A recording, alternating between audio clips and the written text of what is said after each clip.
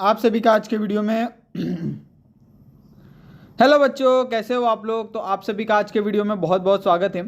तो जैसा कि हमने ये पूरा 7th क्लास का जो एक्टिविटी है वो यहाँ पे हम लोग आपको देने वाले हैं। इससे पहले हम लोग ने जितने वीडियोस बनाए थे उसके अंदर सारे के सारे जो एक्सपेरिमेंट है वो हमने कवर किए थे।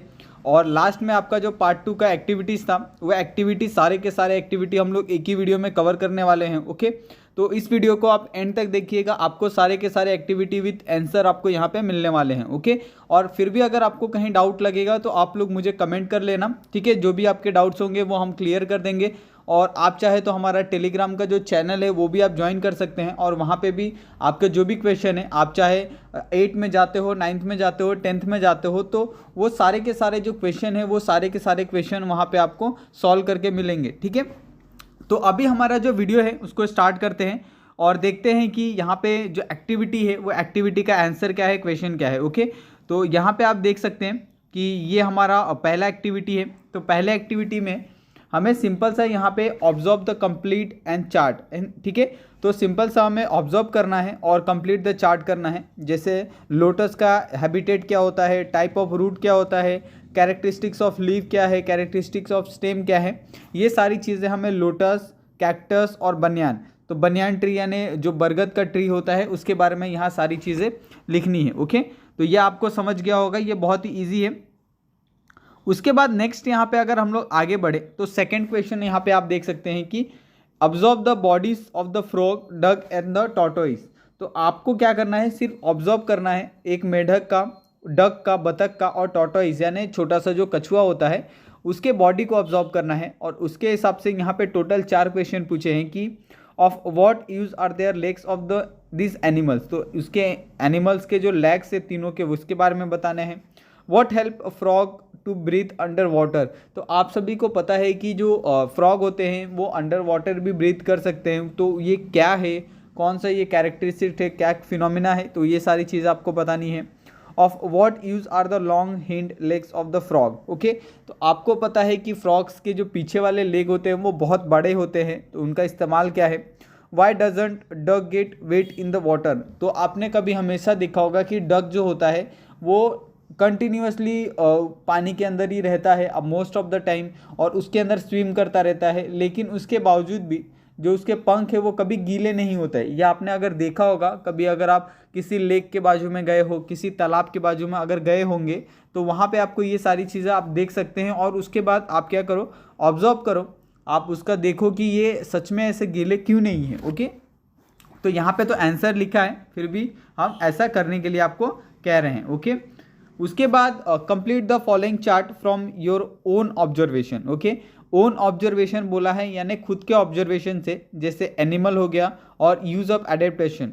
जैसे शार्प टीथ वाले एनिमल कौन से होते हैं, लायन और tiger. Okay, long and the pointed Dick वाले कौन से एनिमल होते हैं, किंगफिशर और क्रेन। डिक मतलब क्या होता है कि एक बड़े गल्ले वाला। ओके, तो ये सारी चीज़ें यहाँ पे आपको बतानी है और उनका एडेप्टेशन क्या है, वो कैसे रहते हैं, वो सारी चीज़ें यहाँ पे आपको बतानी है। ओके, देन उसके बाद अगर हम लोग नेक्स्ट जाए नेक्स्ट क्वेश्चन पे, तो यहाँ पे आप देख सकते हैं कि एडेप्टेशन में जैसे शॉर्ट बीक वाले, छोटी चोंच वाले, okay, long and the sticky tongue वाले तो कौन से होते हैं, लॉन्ग नेक वाले कौन से होते हैं, वो सारी चीज़ों एनिमल्स के नाम लिखने हैं आपको और उसके यूज़ ऑफ एडेप्टेशन के बारे में आपको बताना है। ओके, तो ये जो जितने भी एक्टिविटी है वो बहुत एक्टिविटी सिंपल है। ओके, ज़्यादा आपको इसके अंदर कोई दिक्कत नहीं आएगी।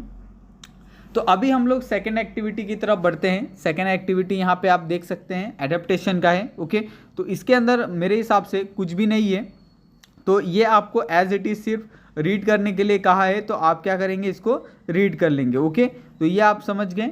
उसके बाद यहाँ पे जो थर्ड एक्टिविटी दी है साइंटिफिक क्लासिफिकेशन।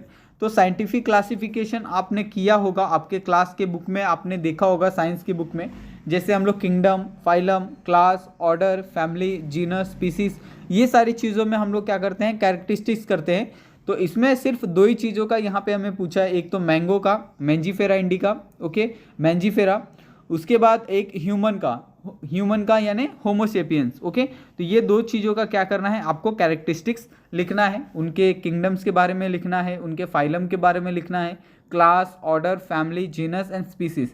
ये आपको जो टोटल 7 पॉइंट दिए हैं वो 7 के 7 पॉइंट्स आपको क्या करने हैं, लिखने हैं। ओके, उसके बाद अगर नेक्स्ट यहाँ पे जाए तो ग्रुप डिस्कशन दिया है, observe and the discuss. Okay, तो ये सारी चीज़ें आपको टेक्स्ट बुक के अंदर से दी गई है, टेक्स्ट बुक पेज नंबर 9 से, टेक्स्ट बुक पेज नंबर 3 से। ओके, तो ये आपको एक्टिविटी करनी है और एक्टिविटी करने का यही एक मेन रीज़न होता है कि जिससे आपका जो पूरा सिलेबस है वो पूरा सिलेबस क्या होता है, कवर हो जाता है। ओके, उसके बाद स्ट्रक्चर ऑफ प्लांट्स, यह हमारा एक्टिविटी नंबर 4 है। स्ट्रक्चर ऑफ प्लांट, जैसे आपको पता है सुगर कैन होता है, उसके बाद फेन्यूग्रीक होता है, ये दोनों का थिकनेस क्या होता है, लेंथ ऑफ इंटरनोड्स कैसे होते हैं, तो ये सारी चीज़ों को यहाँ पे आपको बताना है। ओके, थिकनेस यानी इन डायामीटर आपको लेना है कि उसका थिकनेस कितना होता है। ओके, उसके बाद लेंथ कितना होता है, वो कितनी ऊंचाई तक बढ़ता है, ये सारी चीज़ें यहाँ पे आपको क्या करनी है, बतानी है। ओके, उसके बाद यहाँ पे एक छोटा सा एक्टिविटी और दिया है टेक्स्ट बुक पेज नंबर 13 पे। ओके, आपको उसको भी करना है। देन उसके बाद complete the following chart by the observing the plant around you. Okay, तो सिंपल से यानी जो हमारे आजू बाजू के जितने भी प्लांट्स है उसको ऑब्जर्व करना है और उसके हिसाब से आपको टाइप ऑफ लीफ लिखना है, shape of the leaf blade, venation, shape of the leaf margin, shape of the leaf apex, petioles, stipules and the arrangement on stems. तो ये सारी चीज़ें आपको क्या करनी है, लिखनी है। तो आपके आजू बाजू जैसे मेज हो गया, कैना हो गया, पीपल हो गया, मैंगो हो गया, तो ये सारी चीज़ें आपके आसपास आपको रोज़ डेली लाइफ में देखने को मिलती है। तो इसके अंदर आप आसानी से देख के बता सकते हो कि जो मेज का यानी इसका अगर आप भुट्टे का अगर पेड़ देखते हो तो उसके सिंपल लीव्स होते हैं, कैने के लीव्स सिंपल होते हैं, पीपल का अगर आप पेड़ देखते हो तो उसके लीव्स सिंपल होते हैं। आप चाहे मैंगो का अगर आप देखते हो तो मैंगो के भी जो लीव्स होते हैं वो सिंपल होते हैं। ओके, उसके अंदर यानी ट्विस्टेड नहीं होते हैं, वो एक के दो नहीं होते हैं, उनके फ्लावर में आप देख सकते हो। ओके, तो ये सारी चीज़ें यहाँ पे आपने भर के दी है और यहाँ पे हमने भी जो आंसर है वो लिखा है। ओके, तो ये आप समझ गए। उसके बाद जो 5th वाला क्वेश्चन है यहाँ पे आप देख सकते हैं कि observe the various flower and complete the following chart.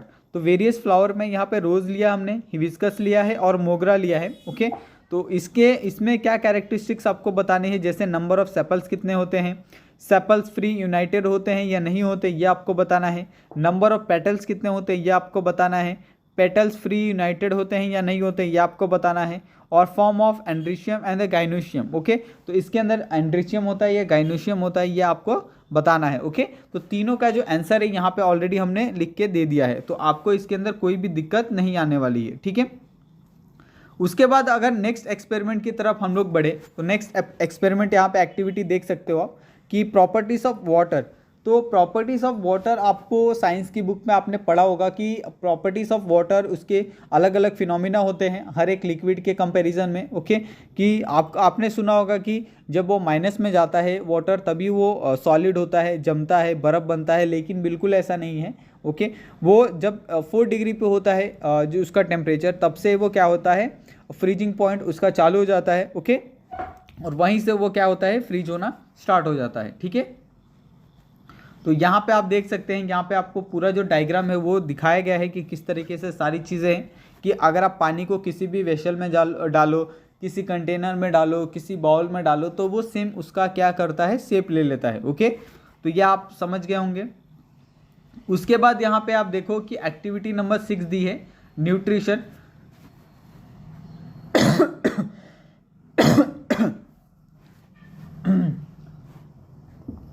तो यहाँ पे आप देख सकते हो एक्टिविटी नंबर 6 न्यूट्रिशन का दिया है, जिसके अंदर आपको काऊ के अंदर क्या क्या न्यूट्रिशन मिलते हैं, फ्रॉग के अंदर क्या होता है, ये सारी चीज़ें यहाँ पे आपको बतानी है। जैसे वो काऊ होता है, काऊ का नेम ऑफ द फूड क्या होता है। ओके, फ्रॉग का नेम ऑफ द फूड क्या होता है, मेथड ऑफ इग्निशन क्या होता है। ओके, और काऊ का क्या होता है, मेथड ऑफ इग्निशन। दोनों का आपको यहाँ पे ये सारी चीज़ें आपको बतानी है। ठीक है, ऑलरेडी हमने ये जो आंसर है वो लिख के दिया है। उसके बाद यहाँ पे एक्टिविटी नंबर 7 यहाँ पे आप देख सकते हो, मेजरमेंट। तो मेजरमेंट में हम लोग पढ़ चुके हैं लोअर क्लासेस में। स्केल होता है हमारे पास, किसी ग्लास से हम नापते हैं, हम लोग ये बैलेंस का इस्तेमाल करते हैं, डिजिटल बैलेंस का इस्तेमाल करते हैं। ओके, तो ये सारी चीज़ें का हम लोग इस्तेमाल करके क्या करते हैं, मेजरमेंट करते हैं, वो चाहे लेंथ का हो, लीटर का हो या हाइट का हो। तो ये सारी चीज़ें आपने देखी होगी कि अलग अलग चीज़ों के लिए अलग अलग जो मेज़रमेंट है उसके जो यूनिट है वो बने हुए हैं। ओके, तो यहाँ पे वही सारी चीज़ें यहाँ पे हम लोग डिस्कस करने वाले हैं, यहाँ पे आप देख सकते हैं। ओके, तो यहाँ पे अगर आप चेक करें तो यहाँ पे ऑब्जर्वेशन दिया है, ऑब्जर्व एंड डिस्कस की how are the various articles and the material shown in the picture measured. तो यहाँ पे जो भी चीज़ें दी गई है उसको आप कैसे मेजर करोगे, ये आपके दिमाग में सोचना है और आपको एक्टिविटी के तौर पर ये सारी चीज़ें करनी है। ओके, उसके बाद यहाँ पे स्टैटिक इलेक्ट्रिसिटी। तो स्टैटिक इलेक्ट्रिसिटी ये बहुत ही एक अच्छा सा चीज़ है, बहुत ही अच्छी टॉपिक यहाँ पे दिया गया है। स्टैटिक इलेक्ट्रिसिटी आप कैसे बना सकते हो, कहाँ पे बना सकते हो, किस तरीके से उसका यूज़ होता है, वो सारी चीज़ें यहाँ पे हम लोग इसके अंदर बताने वाले हैं। तो आपको पता है कि स्टैटिक इलेक्ट्रिसिटी कैसे होती है कि अगर आप किसी भी स्केल को आप अपने हेयर के ऊपर अगर रब करते हो तो उसके अंदर जो इलेक्ट्रिसिटी जनरेट होती है उसको स्टैटिक इलेक्ट्रिसिटी बोलते हैं। और स्टैटिक इलेक्ट्रिसिटी का मतलब ही होता है कि वो थोड़े समय के लिए होती है, नॉट हमेशा के लिए वो नहीं होती है। ओके, क्योंकि जब तक उसके अंदर स्टैटिक इलेक्ट्रिसिटी है और उसके अंदर इलेक्ट्रॉन फ्लो कर रहे हैं, जैसे अगर हम लोग बाल के ऊपर स्केल को रब करते हैं और किसी पेपर के पीस के ऊपर लेके जाते हैं तो वो क्या होता है, पेपर का पीस उसकी तरफ अट्रैक्ट करता है। तो ये अट्रैक्ट क्यों करता है, उसके अंदर ना तो वो मेटल है ना वो हमारा जो स्केल है वो चुंबक है। ओके, फिर भी उसके अंदर दोनों के अंदर क्या है, एक स्टैटिक इलेक्ट्रिसिटी आता है जिसके वजह से वो अपोजिट जो पोल होते हैं वो आके एक दूसरे के साथ चिपक जाते हैं। ओके, तो ये आपको समझ गया होगा।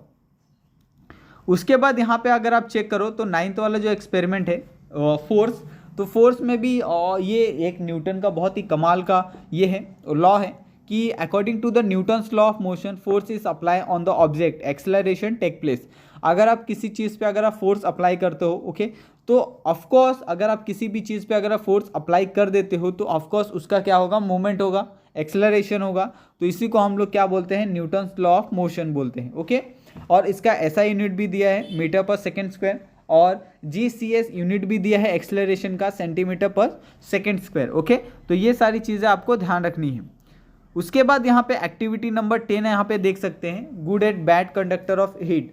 तो गुड और बैड कंडक्टर ऑफ हीट में दोनों में फ़र्क क्या होता है कि जो गुड कंडक्टर ऑफ हीट होता है जिसके अंदर से हम लोग एनर्जी को क्या कर सकते हैं, पास कर सकते हैं। ओके, लेकिन जो बैड कंडक्टर ऑफ हीट होता है जिसके अंदर से हम लोग कितना भी उसको इसके अंदर हम लोग एनर्जी प्रोवाइड करें लेकिन वो एनर्जी वो पास नहीं करता। जैसे अगर आप वुडन ले लें, ठीक है, लकड़ी का टुकड़ा ले लें, लकड़ी के टुकड़े में ना तो कोई ये होता है उसके अंदर इलेक्ट्रॉन मूविंग पार्टिकल्स होते हैं जिसकी वजह से जो हमारा इलेक्ट्रिसिटी है वो पास होगा।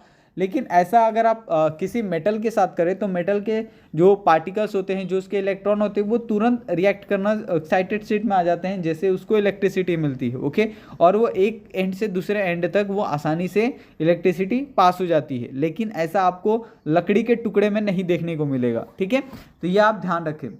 तो यहाँ पे कुछ एग्जाम्पल हमने लिए हैं, जैसे steel spoon, rod, plastic plates, wooden bread, wooden spoon. Okay, तो यहाँ पे दो यहाँ पे ये हैं, क्या बोलते हैं, यहाँ पे अगर आप देखो तो ऐसे दो ये है गुड कंडक्टर है जिसके अंदर से जो आपका एनर्जी है वो पास हो जाएगा, और यहाँ पे और 3 ऐसे हैं जहाँ पे जो बैड कंडक्टर ऑफ हीट है जिसमें से क्या होगा कि जो अपनी जो एनर्जी है वो पास नहीं होगी। Okay, what inference will you draw from this? Okay, तो आप इसकी मदद से क्या एक इन्फ्रेंस यहाँ पे ड्रॉ कर सकते हो, इसके बारे में आप क्या थोड़ा सा रिव्यू देना चाहते हो वो यहाँ पे आपको पूछा है। ओके, तो ये अपने हिसाब से आपको यहाँ पे करना है। उसके बाद यहाँ पे अगर आप चेक करो तो यहाँ पे है physical and the chemical changes.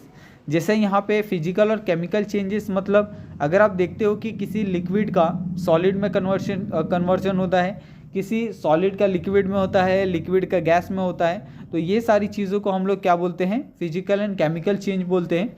चाहे अगर आप किसी पेटल्स को ले लो, ओके, या फिर आप किसी भी जो फ्लावर होते हैं, फ्लावर की जो कली होती है उसको आप ले लो, तो उसके अंदर भी जो चेंजेस आते हैं उसको हम लोग फिजिकल चेंज बोलते हैं। केमिकल चेंज यानी अगर हम लोग कोई भी केमिकल रिएक्शन करते हैं तो उसके अंदर जो चेंजेस आते हैं उसको हम लोग केमिकल रिएक्शन, केमिकल चेंजेस बोलते हैं। ओके, तो उसके हिसाब से यहाँ पे सारे के सारे जो आंसर है वो ऑलरेडी फिल कर दिए हैं कि in which of the change was the new substance with the new property force. Okay, उसके बाद text book number 90 to 95, take sugar in the test tube and heat the test tube. Okay, take some sugar in the evaporating dish and the heat it.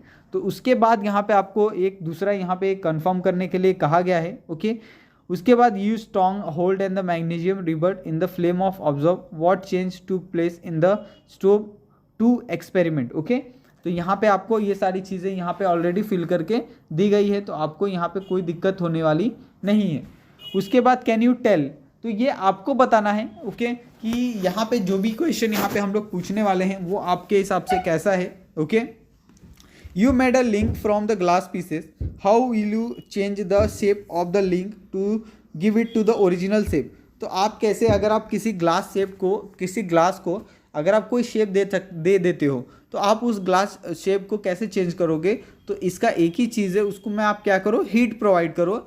जब तक वो melt नहीं हो जाता, melting point तक वो क्रॉस नहीं कर लेता, तब तक आप उसको दूसरा शेप नहीं दे सकते। Okay, how will you restore the original candle after melting one. Okay, तो आप किस तरीके से यहाँ पे जो ओरिजिनल कैंडल है उसको आप क्या कर सकते हो, ये कर सकते हो, कैंडल को ओरिजिनली रिस्टोर कर सकते हो। ओके, उसके बाद यहाँ पे और क्वेश्चन पूछे हैं कि take a pieces of chalk and keep on dividing it into the smaller pieces, what will you happen.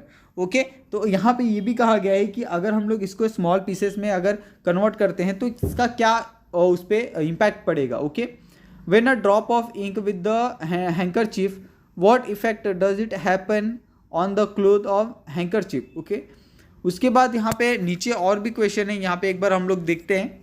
Take water in the tea pot and the cover it after the water to be bell, what do you seen on the inside of the did. Okay, उसके बाद fill water in the spray pump, spray the water and absorb the spray. Okay, तो ये दोनों चीज़ों के जो question है आपको ट्राई करने के लिए कहा गया है, लेकिन इसका जो सॉल्यूशन है ऑलरेडी हमने यहाँ पे लिख के दे दिया है। ओके, उसके बाद यहाँ पे सिंबल ऑफ एलिमेंट, तो ये टॉपिक बहुत ही ईजी है। आपको सिर्फ क्या करना है, नाम पढ़ना है और नाम के आगे और उस एलिमेंट का क्या करना है, सिंबल लगाना है। जैसे हाइड्रोजन का H, हीलियम का He, लिथियम का Li, बेरिलियम का Be और बोरोन का B। ओके, कार्बन का C, नाइट्रोजन का N, ऑक्सीजन का O, फ्लोरीन का F, नियॉन का Ne।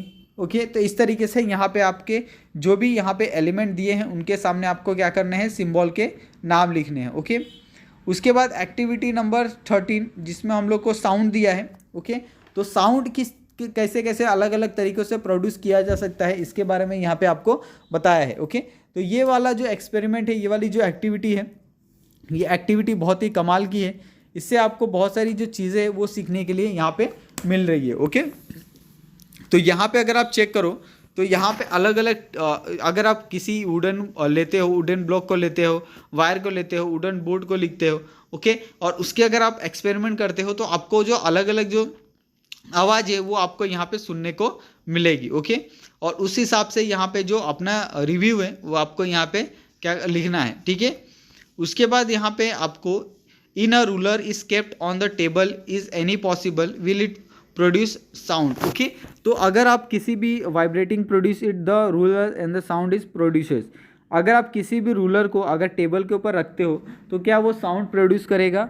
अगर वो आपके रखने के ऊपर है, अगर आप ऐसे ही रख देते हो तो वो ऑफकोर्स क्या करेगा, साउंड प्रोड्यूस करेगा। Is there any relationship between the length of the first part of their rules and the sound produces. Okay, तो इसका आंसर भी यहाँ पे लिखना है। ओके, थर्ड का भी आंसर यहाँ पे आप देख सकते हैं कि इसका भी जो आंसर है वो यहाँ पे ऑलरेडी लिख के दिया गया है। ओके, और यहाँ पे एक ऑब्जर्वेशन टेबल है, तो ऑब्जर्वेशन टेबल क्या करो, आपको फिल करना है बच्चे लोग। ओके, और अगर आपको कोई गलती मिलती है तो प्लीज़ आप मुझे क्या करोगे, कमेंट करके आप जो भी गलती है आप मुझसे पूछोगे। ठीक है, तो ये इतना हो गया। उसके बाद अगर आप देखो तो नीचे भी है। ठीक है, तो यहाँ पे कुछ क्वेश्चन दिए हैं, तो आपको ये क्वेश्चन क्या करने हैं, गो थ्रू करने हैं। आपको एक बार इसके बारे में पढ़ लेना है। ठीक है, एग्ज़ाम से पहले, तो ये आप समझ जाओगे। उसके बाद यहाँ पे अगर आप चेक करो तो यहाँ पे आपको एक और जो ये है ऑब्जर्वेशन टेबल है वो दिया है। इसके अंदर आप देखो तो इसके अंदर हमें क्या क्या दिया है कि length of the pendulum, pendulum का लेंथ कितना है 30, ओके। एम्पलीट्यूड कितना है, स्मॉल है, लार्ज है, लिटिल लार्ज है, इवन लार्ज है, एज क्या है वो आपको बताना है, टाइम पीरियड ऑफ ऑर्गेनाइजेशन बताना है, वो सारी चीज़ें यहाँ पे आपको बतानी है, ओके। उसके बाद फ्रीक्वेंसी बतानी है उसकी, ठीक है। तो ये सारी चीज़ें क्या करनी है आपको यहाँ पे लिख के दी गई है, आपको सारी चीज़ें आपको एज इट इज़ आपको डायरेक्टली यहाँ से मिल जाएगी, ओके। उसके बाद यहाँ पे अगर आप देखें 14th वाला, तो 14th वाला में हमें क्या है, स्काई वॉचिंग। तो स्काई वॉचिंग यहाँ पे हम लोग देखने आए हैं, ओके, विजिट के लिए आए हैं, एक बार देखते हैं, देन उसके बाद क्या करने वाले हैं। यहाँ पे अगर हम लोग बात करें तो स्काई वॉचिंग में अगर आप देखते हो, तो अगर आप किसी स्काई को देखते हो, ठीक है, स्काई वॉचिंग में सिंपली हमें क्या करना होता है कि आसमान को हमें ऑब्जर्व करना होता है ओके, और उसके हिसाब से हमें जो दिखता है उसके बारे में यहाँ पे लिखना होता है। जैसे अगर आप देखते हो सोलार पूरा सिस्टम, तो बेसिकली वो सोलार सिस्टम ही क्या करना है यहाँ पे दिखाना है, उसके हिसाब से कितने नक्षत्र होते हैं, चाहे वो मानसून के हो, विंटर के हो, समर के हो, टोटल 27 होते हैं, वो 27 के 7 नक्षत्र हैं, उनको यहाँ पे आपको फिल करना है, ठीक है। तो इस तरीके से जो आपकी एक्टिविटी है यहाँ पे ख़त्म हो जाती है। और कोई अगर कुछ डाउट होगा, कुछ पूछना होगा, तो आप लोग कांटेक्ट कर सकते हो मुझे, ठीक है। और यहाँ पे अगर आप देखो तो ये सारा का सारा जो प्रैक्टिकल है, चाहे एक्टिविटी है, वो ऑलरेडी हमने ख़त्म कर लिया है। तो आपसे मेरा यही रिक्वेस्ट रहेगा तो कि प्लीज़ आप लोग हमारे चैनल को सब्सक्राइब कर लो और अपने दोस्तों के साथ भी इस वीडियो को शेयर करो। तो थैंक यू सो मच, मिलते हैं नेक्स्ट वीडियो में, ठीक है। तो थैंक यू सो मच।